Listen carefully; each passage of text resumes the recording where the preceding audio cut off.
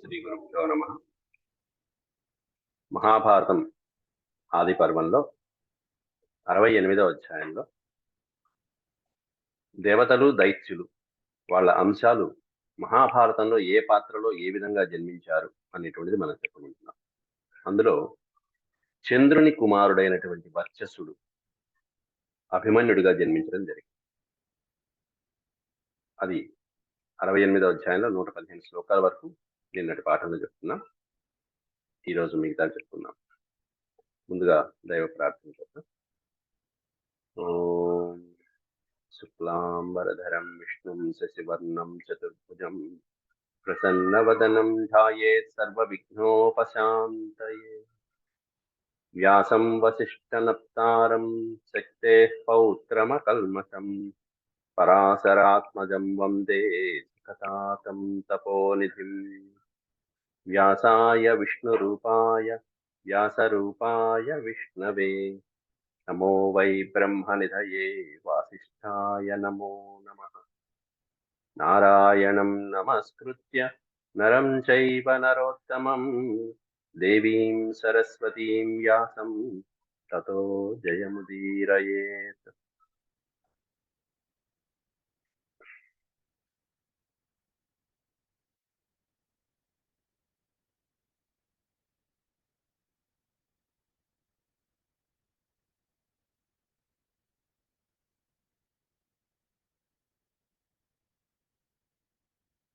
సంభవ పర్వంలో దేవదైత్యుల యొక్క జన్మ భారతంలో ఏ పాత్రలో ఎలా పుట్టారు? అందరూ ఇప్పటి వరకు మొత్తం ప్రధానమైనటువంటి పాత్రలు దుర్యోధనాదులు అవన్నీ చెప్పుకున్నాము. ఇక్కడ చంద్రుడు కుమారుడైనటువంటి వర్చస్సుడు అభిమన్యుడిగా జన్మించడం అనేటువంటిది జరుగుతుంది.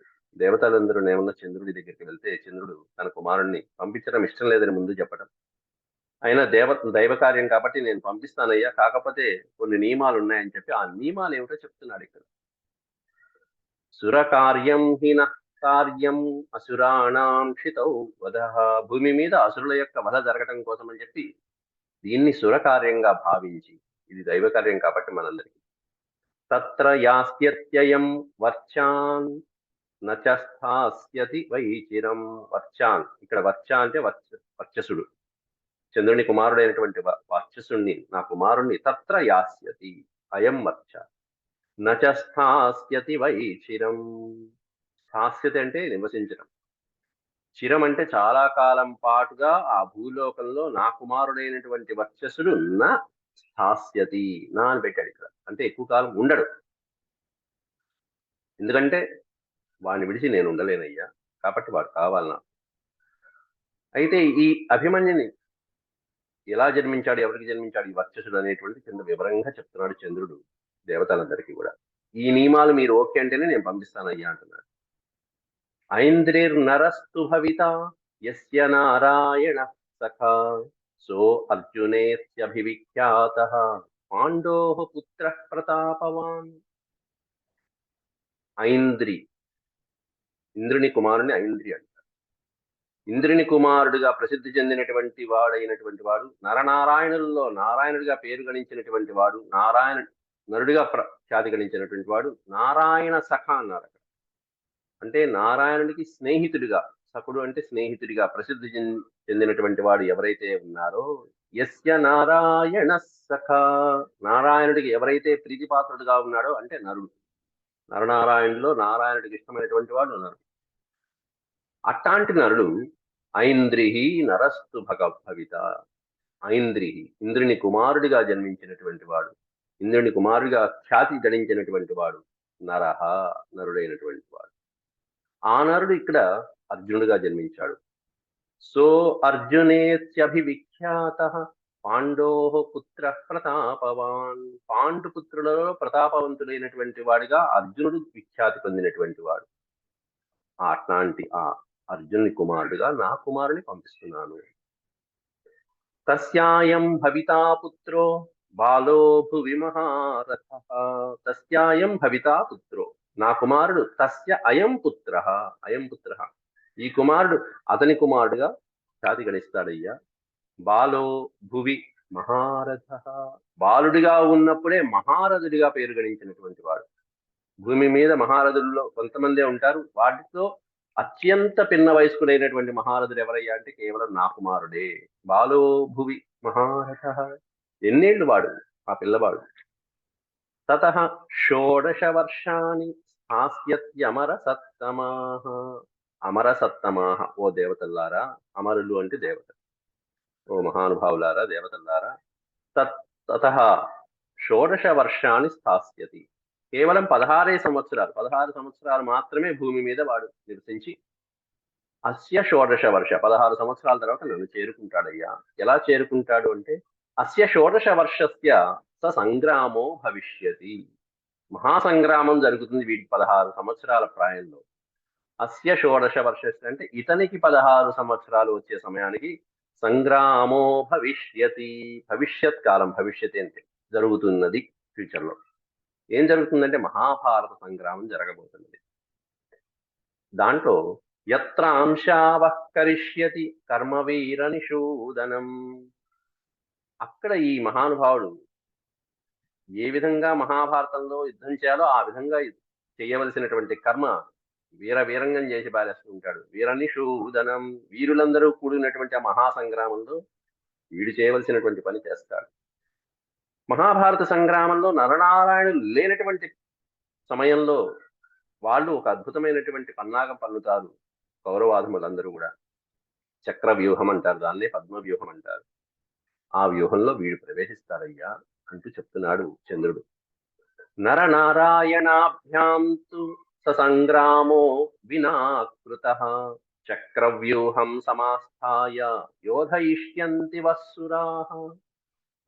నరనారాయణాభ్యం, ఇద్దరు నరనారాయణులు అంటే కృష్ణార్జునులు ఇద్దరు కూడా ఆ సంగ్రామ సమయంలో ఒకానొక సందర్భంలో వినాకృత, దూరంగా ఉన్న సందర్భంలో, సంగ్రామానికి దూరంగా వెళ్ళిపోయిన సందర్భంలో ఇక్కడ చక్రవ్యూహం సమాస్థాయ, ద్రోణాచార్యుడు మొదలైనటువంటి వాళ్ళ చేత చక్రవ్యూహం అంటే పద్మవ్యూహం ఒకటి రచించబడుతుంది. అక్కడ యోధయిష్యంతి వస్సురాః. మన దేవతలు, ఈ అంశాలతో పుట్టినటువంటి వాళ్ళందరూ అక్కడ కొట్టుకుంటూ ఉంటారు.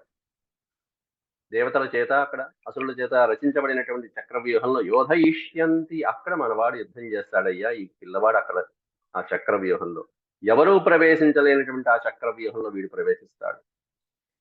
విముఖాం చ అత్రవాన్ సర్వాన్ కారయిష్యతి మే సుతః. విముఖాం చ అత్ర సర్వాన్, అందరూ ప్రవేశించడానికి విముఖులైనటువంటి సమయంలో, అంటే వాళ్ళకి చేతకాని సమయంలో, కారయిష్యతి మే సుతః. మే సుతః అంటే నా కుమారుడు కారయిష్యతి. ఏం ప్రవేశిస్తాడు, ఏం చేస్తాడంటే ప్రవేశం, చక్రవ్యూహ ప్రవేశం అనేటువంటిది వాడు చేస్తాడు నా కుమారుడు.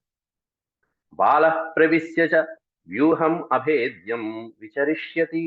బాల, చిన్న పిల్లవాడైనా సరే, 16 సంవత్సరాల ప్రాయం కలిగినటువంటి వాడు యుద్ధంలో అంతమంది మహారథులు మధ్యలో ఉన్నటువంటి ఆ చక్రవ్యూహాన్ని ఛేదించుకుంటూ లోపల ప్రవేశించడం అంటే మామూలు విషయం. అందులో మహాభారత యుద్ధంలో ఇంత పిల్ల వయస్కుడు అయినటువంటి వాడు ఎవరు లేరు. అందరూ 40, 60, 70, 80, 100, 120 వాళ్లే.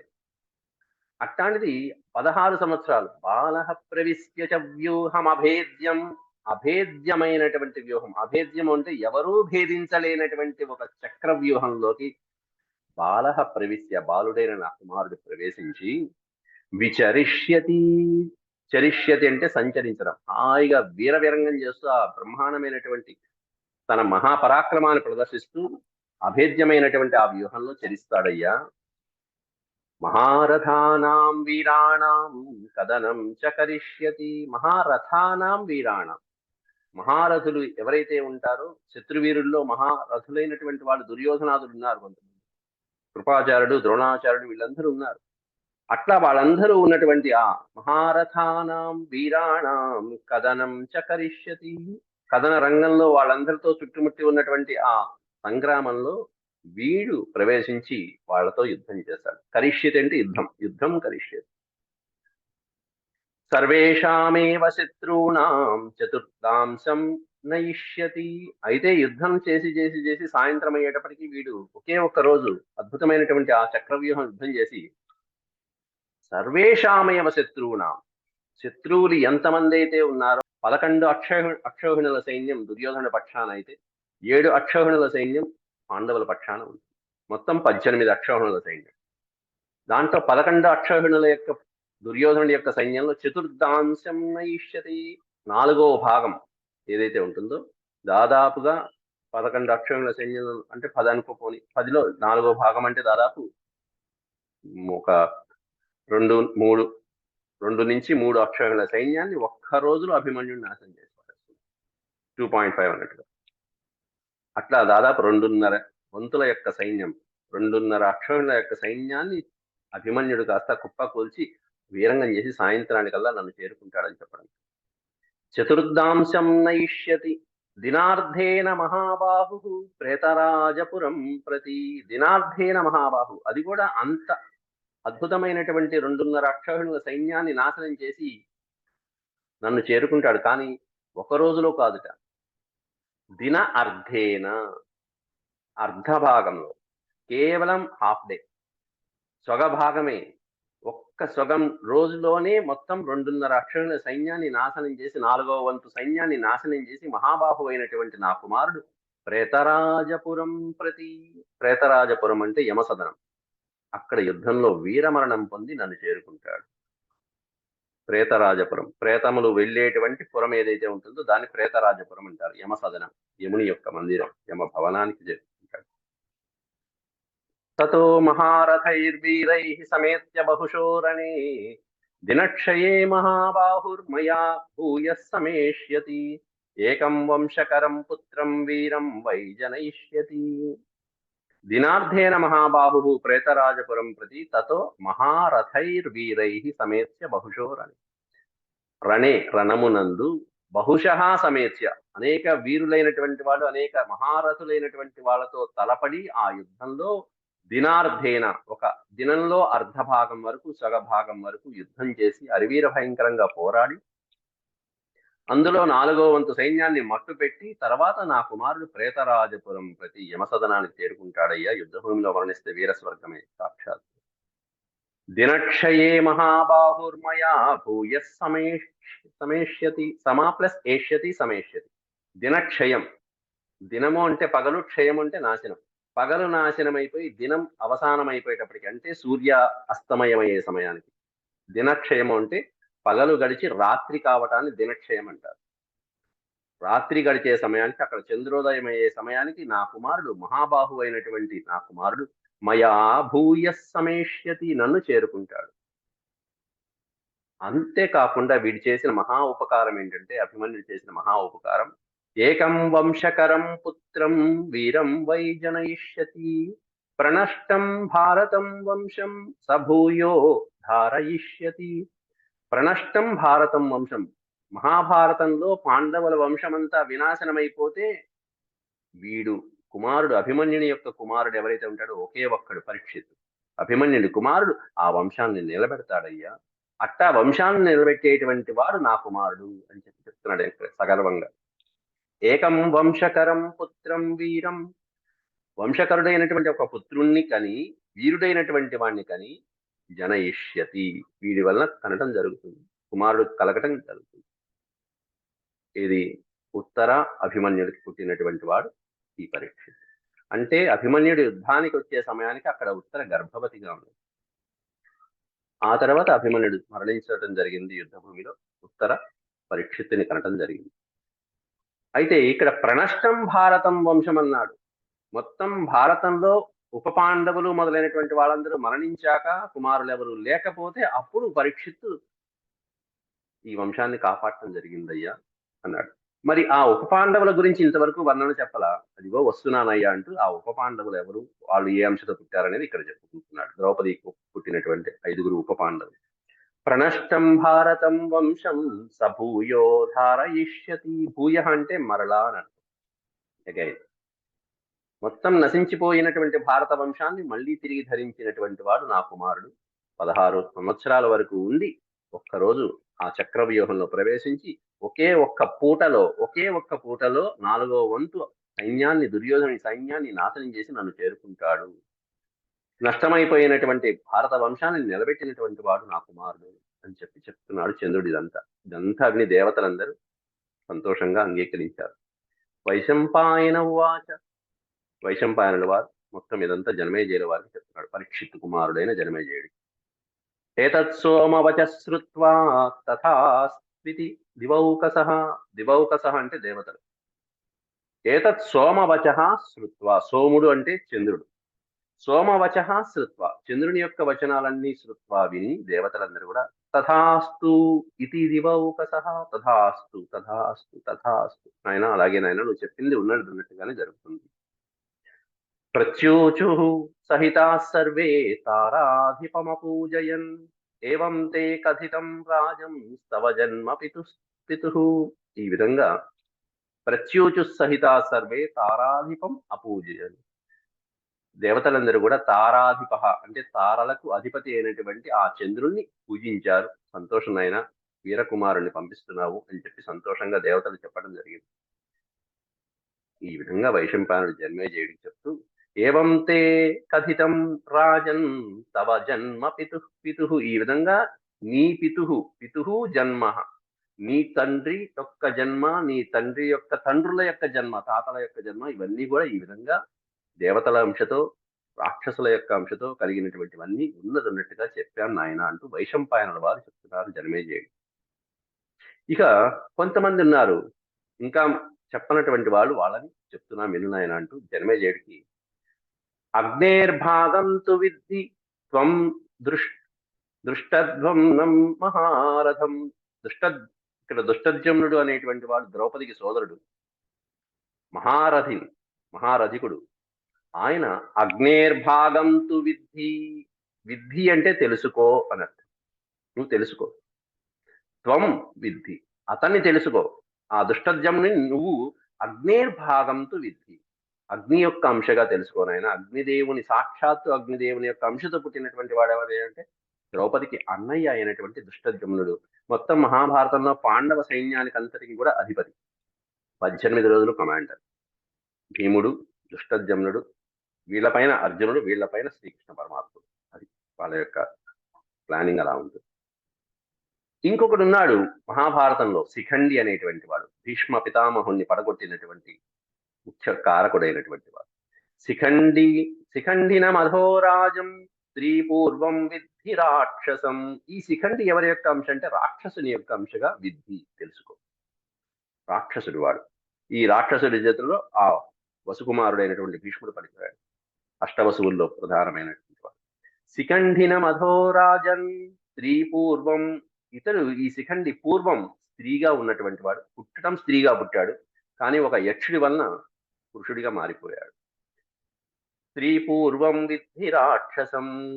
అలాగే ద్రౌపదికి పుట్టినటువంటి 5 ఉప పాండవుల యొక్క పేర్లు ఇస్తున్నాడు ఇక్కడ.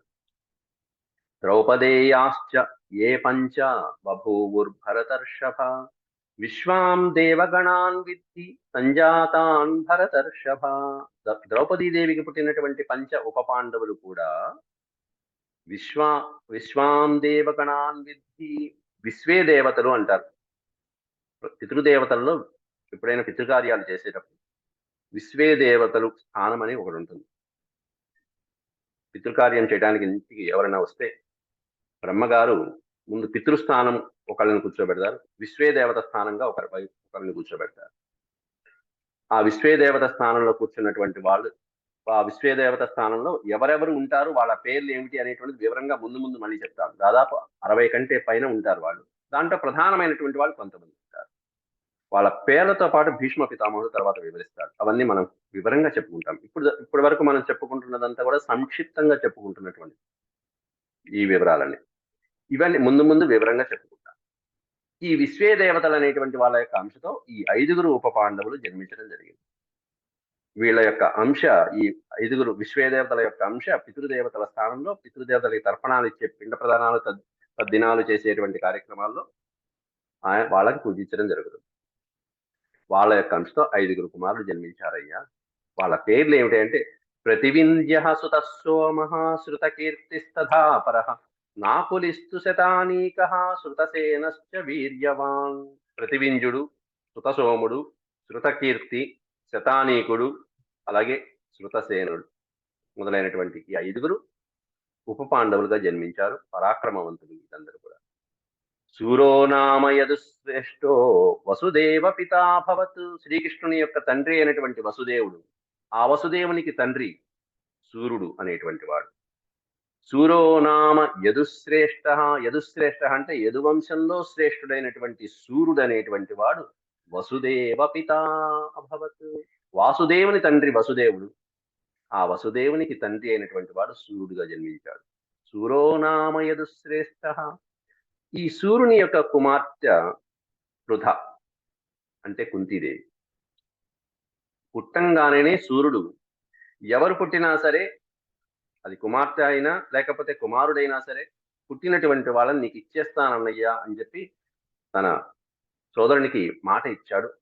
ఆ మాట ప్రకారం ఇచ్చేస్తున్నాడు. ఆ వివరాలన్నీ కుంతీదేవికి ఉన్నటువంటి మంత్రబలము, ఈ వివరాలన్నీ ఇక్కడ చెప్తున్నారు ఇక్కడ వ్యాసులు వారు.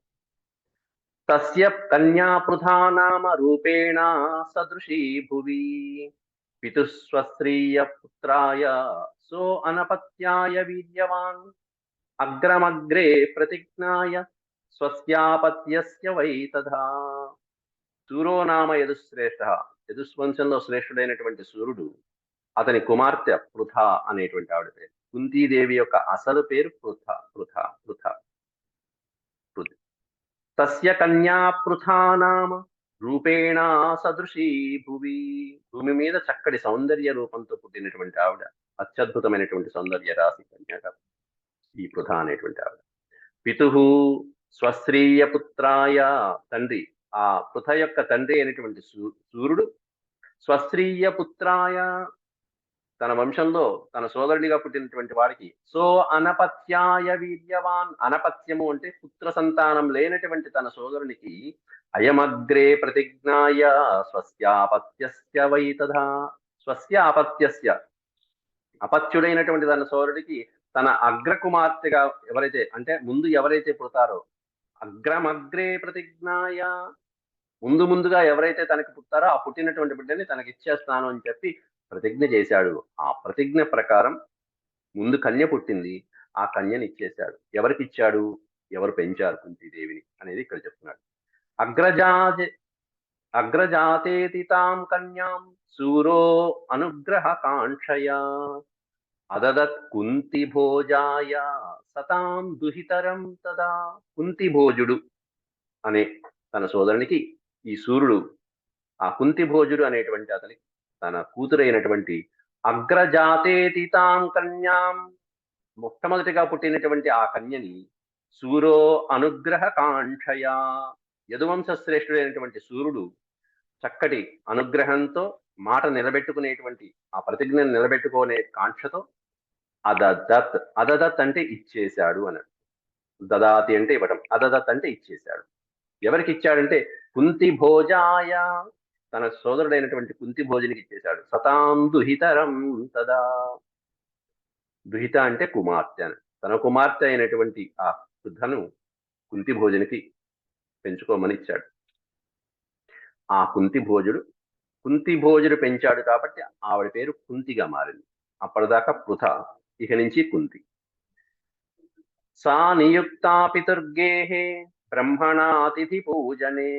సా నియుక్తా పితుర్గేహే. పితుర్గేహే అంటే తండ్రి యొక్క గృహంలో, కుంతి భోజని యొక్క గృహంలో సా నియుక్త. నియుక్త అంటే నియమించబడినది, ఒక కార్యం మీద నియోగించబడిందిట.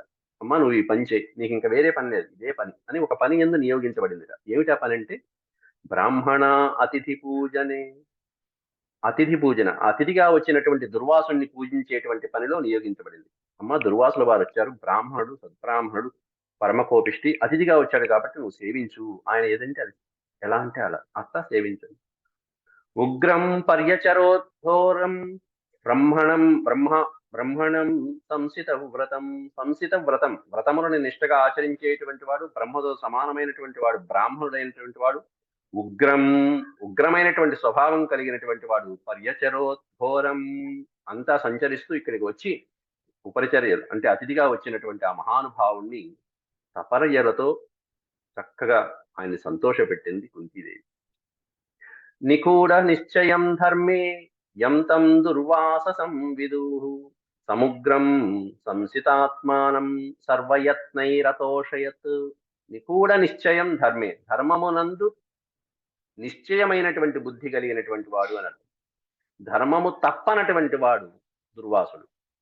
అట్లాంటి వాడు నిగూఢ నిశ్చయం ధర్మే, సత్యంగా ధర్మాన్ని పాటించేటువంటి వాడు. యంతం దుర్వాససం విదుహు, అట్లాంటి ఆ దుర్వాసుణ్ణి గుర్తించి సముగ్రం సంసితాత్మానం, ఉగ్రమైనటువంటి అద్భుతమైనటువంటి బ్రహ్మ పరాక్రమం కలిగినటువంటి వాడు బ్రాహ్మణుడైనటువంటి ఆ మహానుభావుణ్ణి సర్వయత్నై అతోషయత్. అతోషయత్ అంటే సంతోషపెట్టడం, తోషయతి అంటే సంతోషం. సర్వయత్నై అంటే అన్ని విధాలా సంతోషపెట్టింది కుంతీదేవి. బ్రాహ్మణుణ్ణి, అతిథుణ్ణి, బ్రహ్మవర్చస్సు కలిగినటువంటి ఆ మహానుభావుణ్ణి ఎన్ని రకాలుగా సంతోషపెట్టాలో అన్ని రకాలుగా సపర్యలు చేసి అతిథిని గౌరవంగా ఆయనకి కావలసినవన్నీ ఏర్పాటు చేసింది. యజ్ఞాలకి, యాగాలకి ఏది కావాలంటే అది అన్ని ఏర్పాటు చేసి సంతోషపెట్టింది. ఈ కార్యక్రమంతో ఆవిడ చేసినటువంటి సపర్యలకి మెచ్చుకుని ఆ దుర్వాసుడు తుష్టో అభిచార సంయుక్తమాచచక్షే యథావిధిగా. యథావిధి అంటే శాస్త్రబద్ధంగా ఎలా పూజించాలో అతిథిని అలా పూజించినటువంటి ఆ సేవకి తుష్ట, సంతోషపడిపోయాడు దుర్వాసుడు. తుష్టో అభిచార సంయుక్తమాచచక్షే, ఆచచక్షే ఆవిడ నిర్వర్తించినటువంటి శాస్త్రబద్ధంగా నిర్వర్తించినటువంటి సేవలన్నిటికీ కూడా సంతోషపడి దుర్వాసుడు ఉవాచ చైనాం భగవాన్ ప్రీతోస్మి సుభగే తవ. సుభగే అంటే శుభ లక్షణాలు కలిగినటువంటి ఓ అమ్మాయి, ఇక నువ్వు చేసినటువంటి ఉపచారాలకి తవ ఉపచారాత్ ఉవాచ చైనాం భగవాన్ ప్రీతః అస్మి, నీ సేవకి ప్రీతః అస్మి, సంతోషించానమ్మా, చాలా సంతోషించానని ఉవాచ పలికాడు. కాబట్టి నువ్వు చేసినటువంటి ఈ సేవకి నేను ఒక వరం ఇస్తున్నాను. ఏమిటంటే ఆ వరం, ఈవిడేమన్నా అడగల, ఈవిడ అడగకుండా ఆయన ఇచ్చేశాడు. ఓ మంత్రం చెప్తున్నాను, ఈ మంత్రం నీకు ఉపయోగపడుతుంది. ఆవిడకి ఏం అడగాలో కూడా తెలియదు, మరి ఆ వరం కోరుకో అని కూడా చెప్పాల. ఆయన ఏది ఇవ్వాలో అది దైవ నిర్ణయం అంటే. యం యం దేవం త్వమేతేన మంత్రేణావాహయిష్యసి తస్య ప్రసాదాత్వం దేవి పుత్రాం జనిష్యసి.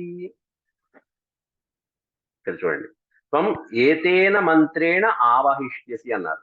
ఇప్పుడు నేను మంత్రం చెప్తానమ్మా, ఈ మంత్రంతో ఆవహిష్యసి, నువ్వు ఏ ఏ దేవతలనైతే ఆహ్వానం చేస్తావో, యం యం దేవం, ఏ ఏ దేవతలనైతే ఈ మంత్రం చదివి నువ్వు ఆహ్వానిస్తావో, తస్య ప్రసాదాత్, వాళ్ళ యొక్క అనుగ్రహంతో, వాళ్ళ ప్రసాదంతో, ఆ దేవతల యొక్క అనుగ్రహంతో త్వం దేవి పుత్రాం జనిష్యసి, నీవు ఆ దేవతల యొక్క అనుగ్రహంతో పుత్రుల్ని కంటావమ్మా అని ఆ మంత్రాన్ని ఉపదేశించాడు. మహాభారతం కాదు, రామాయణం కాదు, ఎక్కడ ఈ రెండు ఇతిహాసాల్లో ఇక్కడ ఈ సందర్భం తప్ప, ఈయన తప్ప ఇట్లాంటి వరం ఇలాంటి మంత్రం ఎవరికి ఇవ్వలేదు. తస్య ప్రసాదాత్వం దేవి పుత్రాం జనిష్యసి ఏవముక్తా చ సా బాల తదా కౌతూహలాన్విత కన్యా సతీ దేవం అర్కమాజుహావ యశస్విని. ఏవముక్తా సా బాల, ఈ విధంగా పలికినటువంటి ఆ మహానుభావుడితో సా బాల, బాల అంటే చిన్న పిల్ల, అప్పటికే చాలా బాల వయసులో, ముగ్ధ అంటారు, ముగ్ధ మధ్య ప్రౌఢ, ముగ్ధ వయసులో ఉన్నటువంటి ఆవిడ సదా కౌతూహలాన్విత, కుతూహలంతో ఈయనేదో మంత్రం చెప్పాడు, అది ఎలా చదవాలి ఎలా ప్రయోగించాలని కూడా తెలియనటువంటి వయసు ఆవిడకి. కుతూహలంతో కన్యాసతి దేవం అర్కం అన్నాడు. అర్క అంటే సూర్య భగవానుడు, ఆయనకి ఇష్టమైనవి అర్కపత్రాలు అంటారు, జిల్లేడాకులు. రథసప్తమి నాడు మనం పెట్టుకుని కూడా స్నానం చేస్తాం. దేవమర్కమాజుహావ యశస్విని కీర్తిప్రదాని అయినటువంటి ఆ కన్య కుంతీదేవి దేవమర్కం ఆజుహావ, ఎవరిని పిలుద్దామని అటు ఇటు చూసిన పైన సూర్యభగవానుడు కనిపించాడు, సూర్యుని పిలిపించింది. ఆ మంత్రాన్ని జపించి వెంటనే సూర్యభగవానుడు రావటం, ఇలాంటి ఇవ్వటం జరిగింది. ప్రకాశకర్త భగవాన్ తస్యాం గర్భం దదౌ తదా. ప్రకాశకర్త భగవాన్, ప్రకాశాన్ని ఇచ్చేటువంటి వాడు, కాంతిని ఇచ్చేటువంటి ఆ భగవత్ స్వరూపుడు తస్యాం గర్భం దదౌ తదా, కేవలం మంత్ర బలంతో ఆమె గర్భం ధరించేట్టుగా చేశాడు. ఆ మంత్ర ప్రభావంతోనే వచ్చాడు. ఏమ్మా ఏం పిలిచావు, ఇట్లా నా అంశతో నీ కుమారుణ్ణి ఇస్తున్నాను అని చెప్పేశాడు. ఈవిడ ఆశ్చర్యపోయింది. నాకొద్దు, నాకు ఇంకా పెళ్లి కాలేదని. అదేం లేదు, ఇక మంత్రులు చదివావు, నేను వచ్చేసాను, ఇవ్వాల్సిందే, ఇచ్చి తీరాల్సింది. ఇక అప్పుడు ఏం చేస్తుంది, ఇంకా ఆవిడకి ఏం చెప్పాలో ఏం మాట్లాడాలో తెలియని వయసు అది. ఇవన్నీ వివరాలు మళ్ళీ తర్వాత వస్తాయి, విపులంగా వస్తాయి. అజీజనత్ సుతం చాస్యాం సర్వశస్త్రభృతాం వరం. అజీజనత్ సుతం, సుతం అంటే కుమారుడు, అజీజనత్ అంటే జన్మించను, ఒక అద్భుతమైనటువంటి పరాక్రమవంతుడైనటువంటి కుమారుడు జన్మించాడు ఆమె. అజీజనత్సుతం చ అస్యాం సర్వశస్త్రభృతాం వరం. సర్వశస్త్రములు, అనేకమైనటువంటి శస్త్రాస్త్రాలన్నీ తెలిసినటువంటి మహానుభావుడు జన్మించాడు. ఎలా జన్మించాడంటే సకుండలం సకవచం దేవగర్భం శ్రియాన్వితం. కుండలములతో కవచములతో సహజమైనటువంటి, అంటే పుట్టుకతోనే వచ్చినటువంటి కవచ కుండలాలతోనూ, దేవగర్భం శ్రియాన్వితం, బంగారమైనటువంటి, అవి కూడా శ్రీ అంటే సంపద, బంగారం, బంగారమైనటువంటి కవచ కుండలాలు ధరించినటువంటి కుమారుడు జన్మించాడు. దివాకర సమం దీప్త్యా చారు సర్వాంగ భూషితం. దివాకర సమం దీప్త్వా, ఎలా ప్రకాశిస్తున్నాడంటే దివాకరుడు లాగా. దివాకరుడు అంటే దివా అంటే పగలు, పగటిని చేసేటువంటి వాడు దివాకరుడు అంటే సూర్య భగవానుడు. సూర్యునితో సమానమైనటువంటి తేజస్సుతో ప్రకాశిస్తున్నటువంటి కుమారుడు ఈ కర్ణుడు.